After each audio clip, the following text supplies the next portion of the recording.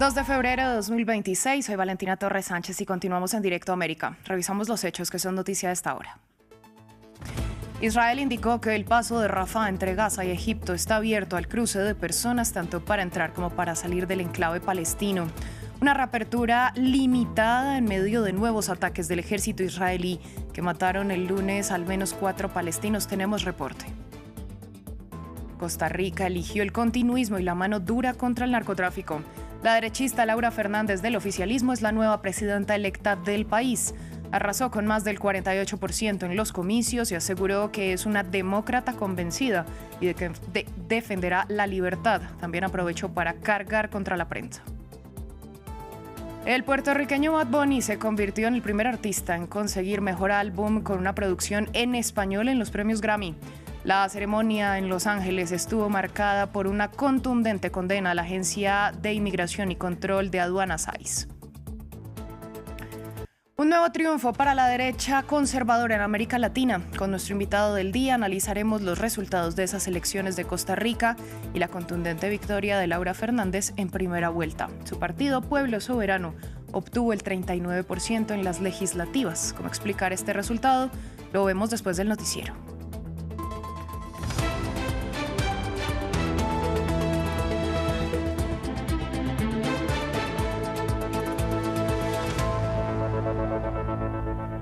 Damos inicio en Medio Oriente porque este lunes Israel abrió el cruce de Rafah para que personas puedan entrar y salir de la franja de Gaza. Se prevé que los primeros días, como informaron las autoridades, el paso se limite a unas 50 personas por día. Una esperada reapertura que inició parcialmente el domingo, pero que todavía no incluye el paso de ayuda humanitaria y que deja dudas sobre las intenciones reales del gobierno de Benjamín Netanyahu. Desde Jerusalén, Yanira Gómez Muñoz, corresponsal de France 24, nos dio más detalles. Ayer domingo Israel reabrió el cruce de Rafah en modo simulacro, pero hoy ya sí es el primer día de funcionamiento oficial tras casi 2 años de cierre israelí, que sigue ocupando militarmente el paso y controlará todos los procesos. 50 residentes gazatíes deben salir hoy hacia Egipto y se prevé que ingresen en Gaza. Otros 50 que ya tienen preaprobación israelí, en su caso van a atravesar 2 checkpoints y serán sometidos a 2 controles, uno de la misión europea y otro mucho más duro de Israel. No obstante, que Rafah esté abierto de nuevo tiene un doble significado para los palestinos. Es volver a estar conectados con el mundo. Este es el único cruce que no hace frontera con Israel y a la vez la entrada de un primer grupo simboliza un derecho al retorno, una muestra de que el sufrimiento ha sido extremo en Gaza, pero no se la abandona frente al temor generalizado de que Israel siga impulsando una limpieza étnica o que en algún punto no permita ni volver a los que se marchen. La situación es distinta para más de 20.000 enfermos y heridos. Algunos llevan más de 2 años esperando que Israel permita sus evacuaciones y 1.268 han muerto en esa espera desde octubre de 2023. En teoría, cada día deberían salir de la franja hasta 50 pacientes, cada uno acompañado de 2 familiares. A este ritmo se tardaría más de 1 año en evacuarlos a todos. Hoy, para empezar, al menos 5 saldrían por Rafah, según confirma el director del hospital Al-Shifa. Entre ellos hay niños, una herida por metralla y otro herido en una explosión.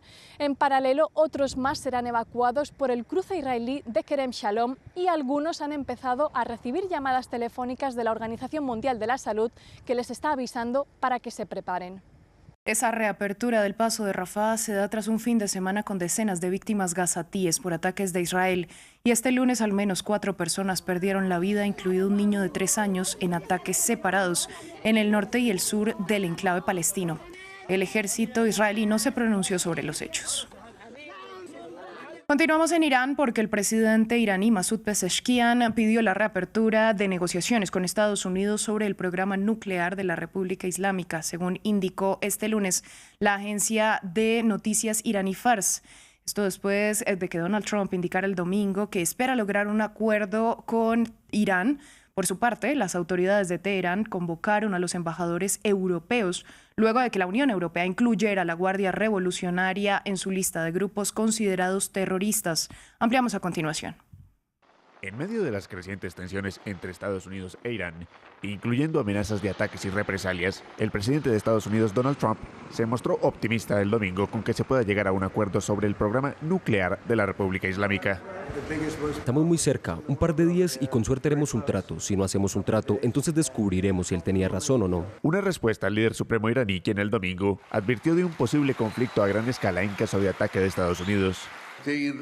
Los estadounidenses deben saber que si inician una guerra, esta vez será una guerra regional.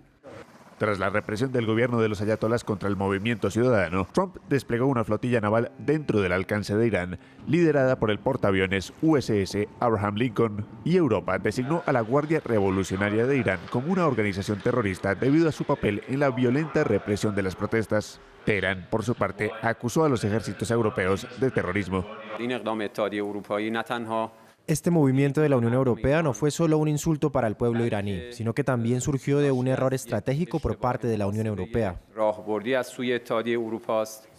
Mientras tanto, en la República Islámica persisten las detenciones, a pesar de la liberación del joven Erfan Soltani, quien había sido condenado a muerte. Este lunes, el gobierno de los clérigos chiitas anunció que capturó a 4 extranjeros por su participación en las protestas y además fue arrestado por sus posiciones políticas. El guionista de la película nominada al Oscar fue solo un accidente.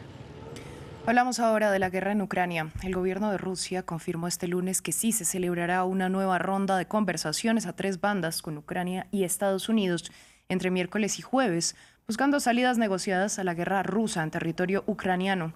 Se trata del segundo encuentro tripartito entre las delegaciones y ya el domingo, el presidente ucraniano Volodymyr Zelensky había anunciado que tendrá lugar en Abu Dhabi, la capital emiratí, al igual que el anterior.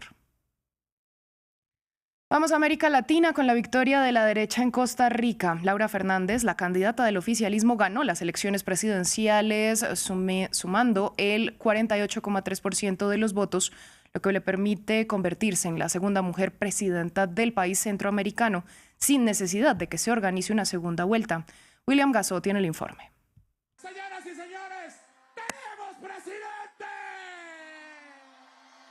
Se confirma una victoria esperada en Costa Rica.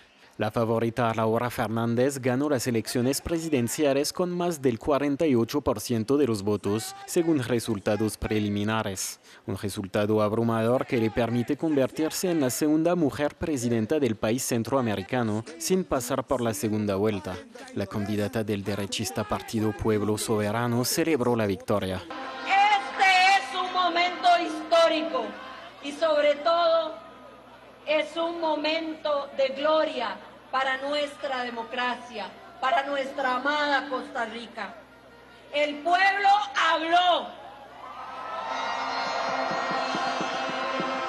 La democracia decidió. Costa Rica ha votado y ha optado por la continuidad del cambio. Con poco más del 30% de los votos, el candidato de centro-derecha Álvaro Ramos llegó en segunda posición. El candidato del Partido Liberación Nacional obtuvo un mejor resultado que lo que preveían las encuestas, pero no sumó bastantes sufragios para ir a segunda vuelta. Tras conocerse los resultados, admitió su derrota y felicitó a la presidenta electa. Por su lado, Laura Fernández fue elegida con la promesa de dar continuidad a la política del presidente saliente Rodrigo Chávez, un proyecto político que se enfoca en la lucha contra el crimen organizado. El martes, Donald Trump acogerá a su homólogo colombiano Gustavo Petro en la Casa Blanca. La reunión muy esperada tiene como objetivo bajar las tensiones entre Washington y Bogotá, después de meses de insultos mutuos entre ambos presidentes. De la problemática de la lucha contra el narcotráfico a la cuestión de los migrantes, pasando por la captura de Nicolás Maduro, fueron numerosos los asuntos que generaron confrontaciones entre los dos jefes de Estado. Ahora buscan dar un inicio nuevo a la relación diplomática de sus países, aliados históricos en la región. Más detalles con William Gasso. Se trata de un esperado encuentro entre dos aliados históricos. El martes, Donald Trump acogerá a Gustavo Petro en la Casa Blanca después de meses de confrontaciones. Todo empezó a inicios de 2025 cuando Gustavo Petro se negó a recibir vuelos de migrantes repatriados. Y la situación empeoró a partir de septiembre. El presidente colombiano criticó los ataques estadounidenses contra supuestas narcolanchas en el Caribe, críticas a las cuales Donald Trump respondió respondió acusando a su homólogo de ser un narcotraficante. Es un delincuente, es un mal tipo y ha hecho mucho daño a su país. Colombia lo está haciendo todo mal, fabrican cocaína, tienen fábricas de cocaína, cultivan todo tipo de porquerías, son drogas malas que entran a Estados Unidos, generalmente a través de México, y sería mejor que tenga cuidado o tomaremos medidas muy serias contra él y su país. Las tensiones se profundizaron horas después de la captura de Nicolás Maduro por parte de Estados Unidos. Gustavo Petro condenó lo que llamó el secuestro del presidente venezolano, mientras que Trump amenazó al mandatario colombiano de correr la misma suerte por no luchar bastante contra el narcotráfico. La escalada retórica culminó con la respuesta de Petro, que dijo no descartar retomar las armas. Aunque no he sido militar, sé la guerra y la clandestinidad. Juré no tocar un arma más desde el Pacto de Paz de 1989, pero por la patria tomaré de nuevo las armas que no quiero. No soy ilegítimo, ni soy narco. Solo tengo como bien mi casa familiar que aún pago con mi sueldo. La tensión finalmente bajó después que ambos presidentes se hablaran por teléfono. Gustavo Petro afirmó que Estados Unidos proyectaba invadir a Colombia, una situación crítica por la que los dos jefes de Estado ahora buscan lograr un entendimiento. Los archivos del caso de Jeffrey Epstein siguen viendo la luz. Como viene siendo habitual, el expríncipe de la corona británica Andrew Mountbatten Windsor volvió a aparecer en múltiples imágenes, ante lo que el primer ministro Keir Starmer dijo que debería testificar ante el Congreso estadounidense. Otras figuras como el director de los próximos Juegos Olímpicos de Los Ángeles, un asesor del primer ministro eslovaco, o la futura reina de Noruega también quedaron a la vista en su relación con el pedófilo. Por cada nueva revelación, más torres caen. Los archivos de Epstein continúan sacando los colores a todo aquel que tuvo relación con el malogrado pedófilo. Y la familia real británica sigue en el ojo del huracán por nuevas fotografías del ahora expríncipe Andrés y mensajes vía email que delatan una relación que perduró incluso cuando Epstein había sido condenado por delitos sexuales contra menores.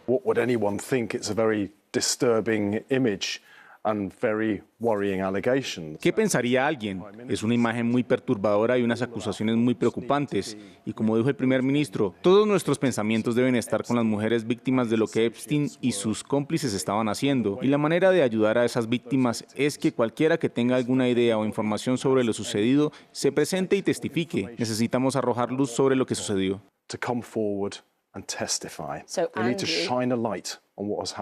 Además, los documentos publicados revelan el testimonio de una segunda mujer que alega que Epstein la envió al Reino Unido para tener un encuentro sexual con Andrew, según su abogado. A esto se suma la filtración de correos electrónicos entre Sarah Ferguson, duquesa de York y exesposa de Andrew, y Epstein, en los que ésta le demuestra cercanía y gratitud, aumentando cada vez más las presiones sobre la monarquía. Otro que deberá dar explicaciones por su relación con Epstein es el asesor del primer ministro eslovaco, Miro Lajčák. Es uno de los miembros del Consejo Asesor del primer ministro. Sin embargo, Miro ha demostrado una vez más ser un gran diplomático y acepto su oferta de terminar la cooperación. Aunque todos perdamos, no solo yo, una increíble fuente de experiencia en diplomacia. No tan diplomática, pero de sangre azul, es la figura de Mette-Marit, futura reina de Noruega. La royalty aparece en al menos 1000 ocasiones en las millones de páginas que han sido publicadas. Mensajes que a ella misma, según dijo a través de su palacio real, le parecen ahora vergonzosos. La ceremonia de entrega de los premios Grammy marcó la historia. El puertorriqueño Bad Bunny logró un hito al alzarse con el premio a Mejor Álbum con una producción enteramente en español. Además, hubo actuaciones repletas de estrellas, un ambiente crítico con Donald Trump y el ice que impregnó tanto la alfombra roja como los discursos. Tenemos los detalles. El cantante puertorriqueño, con más de 19.000 millones de reproducciones en 2025, hizo historia al llevarse a casa 2 premios Grammy. Entre ellos, Álbum del Año para su 6º disco Debí tirar más fotos, el primer álbum en español en recibir el máximo galardón. Una oportunidad para reafirmar en el escenario su oposición a la política de Donald Trump. Antes de dar gracias a Dios, voy a decir, ICE fuera. No somos salvajes, no somos animales, no somos extranjeros, somos humanos y somos estadounidenses. Otros artistas transmitieron mensajes similares. En la alfombra roja, Justin Bieber y Billie Eilish lucieron un pin contra la policía de inmigración estadounidense. La cantante luego ganó el premio a Mejor Canción del Año y aprovechó para criticar abiertamente a ICE. Creo que debemos seguir luchando, alzando la voz y que nuestras voces realmente importan y que las personas importan y que el ICE se joda. El presentador de la ceremonia, Trevor Noah, la felicitó inmediatamente después, burlándose especialmente de Donald Trump. Felicidades, Billie Eilish. Es un Grammy que todos los artistas quieren, casi tanto como Trump quiere Groenlandia, lo cual tiene sentido. Quiero decir, porque la isla de Epstein ya no existe. Necesita una nueva para pasar un rato con Bill Clinton. Oh, ya se los dije, este es mi último año. ¿Qué van a hacer? En cuanto a los otros premios, la estrella del pop Lady Gaga se llevó 2, mientras que el rapero Kendrick Lamar fue coronado como gran ganador de esta noche, llevándose 5 premios Grammy, incluido el prestigioso galardón a Grabación del Año. Continuamos con nuestro invitado del día. Costa Rica tiene por segunda vez una presidenta. Se trata de la derechista Laura Fernández, quien ganó el domingo en primera vuelta la elección presidencial con más del 48% de los votos, lo que le permite, según las reglas locales, ser elegida sin tener que pasar por una segunda vuelta. Para analizar este resultado, conectamos con Gustavo Araya Martínez, él es politólogo y consultor en comunicación política. Yo le doy la bienvenida a France 24. En principio, ¿cómo explicar esta victoria en primera vuelta de Laura Fernández? Muchas gracias, Valentina. La explicación tiene al menos 4 factores. El primero de ellos es el resultado de la instrumentación del Estado y la propaganda por parte del gobierno de Rodrigo Chávez acá en Costa Rica durante 4 años. El segundo factor tiene que ver con la fragmentación de las fuerzas opositoras. Tenemos más de 20 partidos, teníamos 20 partidos políticos en la oferta electoral y además, por otra parte, el rechazo a las fuerzas tradicionales, incluidas incluso algunas instituciones dentro del país. Y finalmente, un cuarto elemento que no puede ser dejado de lado es la alianza que tuvo el sector neoconservador y también de derecha con sectores económicos y con sectores religiosos. Bueno, la cuestión del aumento de la violencia en el país y pues del narcotráfico fue central durante toda la campaña, pero de alguna manera el electorado no responsabiliza a Laura Fernández, que es la sucesora del presidente Rodrigo Chávez, por lo menos es lo que estamos viendo en las urnas. ¿Cómo se explica este fenómeno, que ella no sea castigada? El fenómeno se da especialmente, como le decía, por un primer elemento que tiene que ver con la instrumentación del Estado costarricense. 4 años de campaña prácticamente desde el gobierno, todos los miércoles con conferencias de prensa que en realidad eran más, digamos, puestas en escena de carácter político para responsabilizar a otros actores y no al propio gobierno. Un gobierno que desde el día 1 de la administración dijo: no me cuenten las muertes a mí, cuéntemelas a partir del año entrante. Un gobierno que además instrumentó la narrativa de manera tal que decía: no me permiten gobernar, para reflejar que toda inacción correspondía más bien a un acto supuestamente deliberado de la Asamblea Legislativa. Y en tercer y cuarto lugar, elementos que tenían que ver con que de alguna manera se puso en funcionamiento también una serie de redes sociales que no necesariamente se sabe si las pagaba el gobierno o no, pero que efectivamente funcionaron como una caja de resonancia para, digamos, desviar la atención en muchos de los casos, o bien crear una narrativa alterna para explicarse los casos de narcotráfico, los casos de corrupción, en donde incluso, bueno, de manera histórica, Costa Rica tiene un presidente que tiene más de 25 denuncias ante el Tribunal Supremo de Elecciones por beligerancia política. Bueno, algo que llamaba la atención y sobre lo que había expectativa era la participación. ¿Hubo sorpresas o la ciudadanía se comportó como se esperaba? Valentina, no, eso es un hecho histórico. Se esperaba que por lo menos no aumentara el abstencionismo en Costa Rica. Sin embargo, lo que vimos para el proceso electoral fue un crecimiento importante, parecido mucho a lo que teníamos en términos de participación electoral allá por finales de los años 90. Y esto se refleja especialmente en las costas. En las provincias costeras, que tradicionalmente han tenido los índices de participación más baja, para esta ocasión se incrementan, pero además con el incremento hacia el beneficio, digamos, de la candidatura oficialista. Si hablamos de los resultados legislativos que dan el 39% al partido de Fernández, ¿cómo queda la gobernabilidad?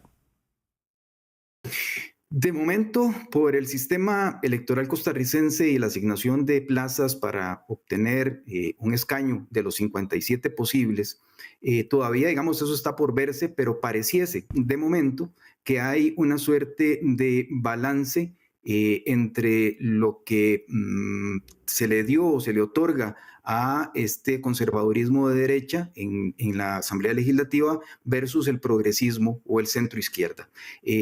Podríamos tener, digamos, de momento, un gobierno que tiene como máximo los votos necesarios para enmiendas parciales por una relación de cantidad y no necesariamente para reformas de carácter estructural que lo obligarán de alguna u otra manera a tener que negociar. Esto pone la gobernabilidad como el punto central de los próximos 4 años en el país. Para quienes no son costarricenses o quienes no están realmente familiarizados con la situación en el país, hablemos de lo que se espera en materia de seguridad. ¿Cuál es la situación actual y qué tanto poder va a tener la mandataria para enfrentar esta problemática? En realidad, vamos a ver, hay varios elementos hay que tomar en consideración para las personas que no conocen el sistema costarricense. El sistema costarricense es uno de los sistemas, digamos, que ha desarrollado un modelo garantista. Hay un sistema penitenciario que funciona con problemas. Hay un sistema de una judicatura que también funciona y como todo tiene sus problemas, pero no preparado para un aumento tan importante como se vio en estos 4 años de la delincuencia, del narcotráfico y de los homicidios. Tenemos en este momento un planteamiento de gobierno de hacer una megacárcel, se ha dicho, como la que tiene el presidente Bukele en El Salvador. De hecho, ha sido muy cercano este gobierno con el presidente salvadoreño. Lo que sucede es que se trata no de una megacárcel, como las personas fuera de Costa Rica pudiesen pensar, porque se utiliza la misma narrativa, sino el crecimiento de una cárcel ya existente en aproximadamente 700 metros cuadrados. Esto nos pone, digamos, con una cadena de custodia de la persona que vaya a ser de alguna manera penalizada por el sistema, pero no necesariamente garantizará una respuesta para la delincuencia que existe actualmente y mucho menos para el crimen organizado, porque se trata más bien de reforzar el Poder Judicial, se trata más bien de reforzar la legislación y se trata sobre todo y principalmente de un refuerzo fuerte a toda la dinámica preventiva que este gobierno abandonó durante 4 años. Si de alguna manera comparamos la situación dentro de Costa Rica con la situación en Centroamérica, ¿cómo se encuentra el país en materia de seguridad? Hoy Costa Rica, desgraciadamente, pese a lo que históricamente nos había caracterizado como uno de los países con mayor estabilidad política y estabilidad en términos de seguridad, hoy es el segundo país más violento, tiene más de 800, alcanzó una cifra récord de 900 homicidios, tenemos un índice prácticamente pandémico de homicidios en el país, con 16 homicidios por cada 100,000 habitantes, y tenemos las tasas de captura de droga más bajas de la historia en este momento, con acciones que nadie se ha explicado todavía por parte de la administración que ahora gana en las urnas, con el retiro de las fuerzas que combatían o que combaten el narcotráfico de fronteras, de los mares, y otra serie de acciones que han puesto en tela de juicio si realmente la administración estaba concentrada en el combate a la delincuencia. Más allá de la seguridad, que fue esta bandera de campaña de Fernández, ¿cuáles son esos retos inmediatos que va a tener que enfrentar la mandataria? Yo diría que, especialmente por la situación en la que se encuentra el país en este momento, sin duda alguna, la educación. Este es el gobierno que menor inversión ha hecho en educación a nivel histórico. Constitucionalmente en Costa Rica se le otorga a la educación un 8% del Producto Interno Bruto. En este caso la administración lo llevó cercano al 4.5%. El segundo es el seguro social. La lista de espera de personas por cirugías o por tratamientos de carácter especial para sus enfermedades crónicas se ha visto alarmantemente crecida. pasamos de alrededor de 700.000 a más de 1.200.000 personas que hoy están en espera para ser atendidas por la Seguridad Social, con una administración también que llevó la deuda con la Seguridad Social a niveles históricos. Prácticamente lo creció a 4 billones de colones, cosa nunca antes vista. Y por otro lado, también tenemos una alarmante crecida en términos de la destrucción del ambiente, donde Costa Rica había tenido de alguna manera un liderazgo incluso internacional en foros internacionales. Hoy vemos denuncias por el uso de parques nacionales o el otorgamiento de licencias para la explotación de estos o de reservas naturales para sectores económicos privados por parte de la administración. Entonces, digamos que hay, por lo menos en seguridad, que es el primero, pero también está salud, educación y sin duda alguna el tema ambiental. ¿Cómo queda el panorama de la oposición dentro del país? Ya usted nos estaba hablando de estas divisiones con las que tienen que enfrentar en estos momentos. Valentina, eso es un tema muy importante y gracias por la pregunta, porque generalmente pasa desapercibida y simplemente se ve como una nota al pie en donde se dice, bueno, la oposición no logró concentrar la mayoría de los votos, pero en este caso en Costa Rica, de manera histórica, se presentó lo que podríamos llamar también un cordón sanitario. Los sectores pro democracia, los sectores a favor de la defensa de la institucionalidad se hicieron presentes y prácticamente hacia el final del mes de enero, que concluía la campaña electoral, a partir de ahí empezaron por lo menos 4 partidos políticos, los más fuertes, al menos en términos de intención de voto, a mostrar cercanía de manera tal que de llegar a la Asamblea Legislativa, cosa que se ve bastante posible, habría una suerte de cerco relevante. Aunque no tienen la mayoría en términos individuales, sí quiere decir que por lo menos el 52% de la población en Costa Rica no optó por el gobierno, por la continuidad del gobierno actual. Bueno, y por último, ¿qué importancia, qué relevancia tiene este proceso electoral a nivel de la región? Es decir, ¿se confirma un fortalecimiento pues, de la derecha en América Latina? Sin duda alguna, ese es uno de los elementos más importantes, la narrativa de la candidata y hoy presidenta electa acá en Costa Rica, dado el día de ayer, hablaba precisamente de la refundación del país, de la refundación de una tercera república, hablaba en donde prácticamente lo que se pretende, según su narrativa, es el borrado de la forma institucional y de la legislación o el marco normativo que ha tenido el país durante prácticamente 70, 80 años. Esto quiere decir que efectivamente existe la intención por parte de este sector de derecha conservadora de tomar el poder, tomar la institucionalidad y de efectivamente adherirse a otras experiencias latinoamericanas que han visto, digamos, fortalecer este tipo de derivas en contra de lo que normalmente había sido Costa Rica, visto como un país donde la democracia había sido hasta este momento ejemplar. Pues Gustavo, a usted muchas gracias por su análisis y por compartirlo con nosotros en France 24. Al contrario, muchísimas gracias a ustedes, un placer y a la orden. A ustedes muchas gracias por su sintonía. Hacemos una pausa corta y volvemos.